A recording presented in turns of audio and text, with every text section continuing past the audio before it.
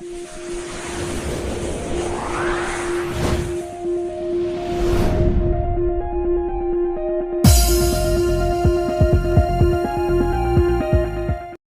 India school Sipri बाजार में वार्षिकोत्सव हुआ संपन्न। बेटी बचाओ बेटी पढ़ाओ व पर्यावरण संरक्षण पर प्रेरणादायक प्रस्तुतियों ने मोहा सभी का मन। Jhansi dream India school Sipri बाजार का वार्षिकोत्सव हर्षोल्लास और सांस्कृतिक रंगारंग कार्यक्रमों के साथ संपन्न हुआ। कार्यक्रम के मुख्य अतिथि सीओ सिटी रामवीर सिंह रहे, जबकि अध्यक्षता महानगर धर्माचार्य पंडित हरिओम पाठक ने की। विद्यालय के डायरेक्टर अनिरुद्ध शर्मा और प्रधानाचार्य श्रीमती प्रिया शर्मा ने स्कूल की वार्षिक प्रगति आख्या प्रस्तुत करते हुए वर्ष भर की उपलब्धियों पर प्रकाश डाला। वार्षिकोत्सव का मुख्य आकर्षण बेटी बचाओ बेटी पढ़ाओ अभियान पर आधारित नाटक रहा, जिसने उपस्थित जनसमूह को भाव विभोर कर दिया। मुख्य अतिथि रामवीर सिंह ने इस नाट्य प्रस्तुति की भूरी भूरी प्रशंसा करते हुए कहा कि यह संदेश समाज में बेटियों के सम्मान और शिक्षा के महत्व को बढ़ावा देगा। विशिष्ट अतिथि डॉक्टर जितेंद्र कुमार तिवारी ने विद्यालय द्वारा प्रस्तुत पर्यावरण, जल संरक्षण और कचरा प्रबंधन पर आधारित नृत्य नाटिका की सराहना करते हुए कहा कि यह प्रस्तुति समाज को जागरूक करने का बेहतरीन माध्यम बनी। उन्होंने कहा कि हमें पर्यावरण संरक्षण की दिशा में छोटे छोटे कदमों से बड़ा बदलाव लाने की आवश्यकता है और यह नाटिका इसी सोच को प्रेरित करती है। कार्यक्रम की अध्यक्षता कर रहे महानगर धर्माचार्य पंडित हरिओम पाठक जी ने विद्यालय प्रबंधन की सराहना करते हुए कहा कि अल्प संसाधनों में भी ड्रीम इंडिया स्कूल उच्च स्तरीय शिक्षा प्रदान कर रहा है, जो अनुकरणीय है। उन्होंने कहा कि इस प्रकार के आयोजनों से बच्चों का सर्वांगीण विकास होता है और वे सामाजिक सरोकारों से भी जुड़ते हैं। कार्यक्रम में उपस्थित पूर्व कारागार अधीक्षक वीरेंद्र त्रिवेदी सहित अन्य अतिथियों ने भी अपने संबोधन में कार्यक्रम की भूरी भूरी प्रशंसा की। उन्होंने कहा कि ऐसे आयोजन बच्चों में आत्मविश्वास और नैतिक मूल्यों का संचार करते हैं। कार्यक्रम का संचालन बी के पांडे ने प्रभावी ढंग से किया, जबकि आभार विद्यालय निदेशक अनिरुद्ध शर्मा ने व्यक्त किया। इस भव्य आयोजन में विद्यालय के शिक्षकों, छात्रों और अभिभावकों की उल्लेखनीय सहभागिता रही। कार्यक्रम को सफल बनाने में संपूर्ण विद्यालय परिवार का योगदान सराहनीय रहा। ड्रीम इंडिया स्कूल के वार्षिकोत्सव ने सामाजिक संदेशों और सांस्कृतिक प्रस्तुतियों के माध्यम से एक नया आयाम स्थापित किया, जो भविष्य में भी प्रेरणा देता रहेगा। कार्यक्रम में मुख्य रूप से डा धीरज कौशिक, भूपेंद्र परमार, पवन अग्रवाल, प्रमोद राठौर, राजकुमार यादव, दिनेश जोशी, राधाचरण दुबे, दिनेश यादव, अभिषेक मिश्र, विनय सिंह, वैशाली मिश्रा, उषा गौतम, निर्मल तिवारी, रक्षा सिंह आदि मौजूद रहे। और क्या क्या खास रहा इस कार्यक्रम में जानने के लिए देखें यह पूरी रिपोर्ट। दिलों पर मेरा ही साम्राज्य है। मैं धीमा असर करने वाला मीठा जहर हूँ। यह मूर्ख मानव मेरा सेवन कर मृत्यु को गले लगा लेता है। मैंने ही परिस्तान को कब्रिस्तान बना दिया है। सारे अस्पताल मेरे ही बदौलत मरीजों से भरे पड़े हैं। मैंने इंसान को हैवान बना दिया है। चारों ओर मेरा ही बोलबाला है।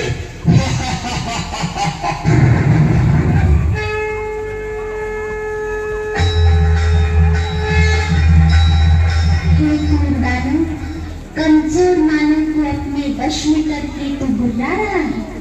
तेरे राज्य का अब अंत आ चुका है। तेरे पापों की अब अति हो चुकी है।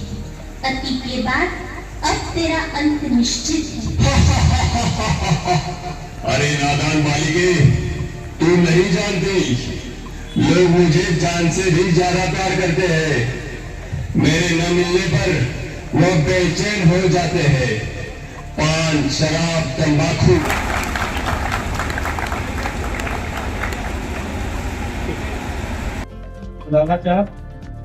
और श्री अनूप शर्मा जी डायरेक्टर जी, श्री जी के पांडे अध्यक्ष जी, ड्रीम इंडिया के जितने भी हमारे सम्मानित टीचर साहिबान और हमारे धर्मगुरु श्री हरि मोहन पाठक जी को मैं सभी को, और ये मंचा सिंह को मैं नाम सभी के नहीं जानता, मैं सभी को और जिन बच्चों के पेरेंट्स जो आए हैं मैं सभी को नमस्कार और वंदन करता हूँ।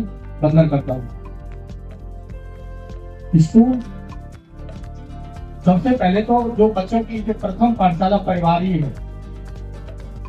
जीवन में बच्चों के लिए बच्चे तो दिखाई कम दे रहे थे। बच्चों के लिए ये है कि जब तक बच्चे जब में जाते हैं तो उनकी कुछ सपने होते हैं। सपने साकार करने के लिए वो 4 चीजें बहुत जरूरी है। नंबर 1 पहला होता है लक्ष्य। आदमी का एम होना चाहिए कि मुझे क्या बनना है, मुझे डॉक्टर बनना है, इंजीनियर बनना है, या सिविल सर्विस में जाना है, जो भी करना है, प्रशासनिक सेवा में जाना है। तो प्रत्येक बच्चे का या बच्ची है या बच्चा है उसका एम जरूर होना चाहिए, और एम के लिए सपने आना जरूरी है। सपने होंगे और सपने के लिए मेहनत करेंगे तभी वो सपना साकार होगा। और जिस बच्चे में अगर सपने नहीं है तो वो बच्चा फिर वो नीचे रहता है, वो ऊपर रहता है, जो बीच में ही अपना समय काट करके अपना चला जाता है। दूसरा होता है कार आचरण। कार आचरण बहुत बच्चे का बहुत अच्छा होना चाहिए। तीसरा होता है ज्ञान। ज्ञान हमको कहाँ से मिलता है? स्कूल से मिलता है हमको ज्ञान। जब हम अध्ययन करते हैं तो ज्ञान मिलता है। और चौथा होता है व्यवहार। जीवन में बुलंदियों पे जाने के लिए ये 4 चीजों का बहुत जरूरी है। नंबर 1 है पहला लक्ष्य, दूसरा है कार आचरण, तीसरा है ज्ञान और चौथा है व्यवहार। अगर ज्ञान कम भी होगा और व्यवहार अच्छा होगा तब भी आप सफल हो जाएंगे। अगर आपसे कोई गलती भी हो जाएगी तो कह देंगे बच्चा बहुत सज्जन है। ये तो रहा बच्चों के लिए। दूसरी चीज ये है, जहाँ जितने पेरेंट्स बैठे हैं, चाहे माता बैठी है चाहे उनके पिता बैठे हैं, बच्चियों का जैसे बच्ची पढ़ाओ, बेटियां बचाओ, बेटियां पढ़ाओ। बेटियां आज के जमाने में कभी किसी से कम नहीं है, बच्चों से बहुत आगे है। बेटियों का सबसे अच्छा दोस्त कौन होता है? बेटियों का सबसे अच्छा दोस्त कौन होता है, कोई पता है? सबसे अच्छी दोस्त माँ होती है। बेटियों की सबसे अच्छी दोस्त माँ होती है। और जो माँ अपनी बेटी को दोस्त बना करके रखती है तो वो बेटी सारी बातें उससे शेयर करेगी। छोटी से छोटी, बड़ी से बड़ी जो भी बातें होंगी वो शेयर करेगी। पिता तो केवल संरक्षक होता है, केवल वो पैसा खर्च करता है, इतना ध्यान नहीं देता। ध्यान देने वाली माताओं की है जिम्मेदारी कि अपने बच्चे को कैसा बनाना है। संस्कारी माई एक ऐसी होती है कि जो वो सवेरे से लेकर शाम तक उसके जो भी वो कार आचरण और जो भी व्यवहार करता है वो सिखाती है। ठीक है। अच्छा, स्त्री का रूप एक है, कभी बच्ची है, बड़ी बेटी हो जाती है, दादी हो जाती है, और उसके रूप अनेक हैं। बेटी है, बहू है, किसी की ननद है, किसी की सास है, फिर किसी की ददिया सास है, तो उसके रूप बहुत सारे रूप हैं।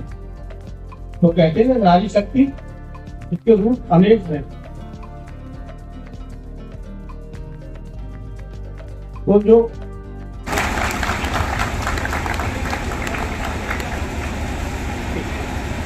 क्या नाम है आपका? मेरा नाम प्रिया शर्मा है और मैं कार्यक्रम आपके स्कूल में किया गया।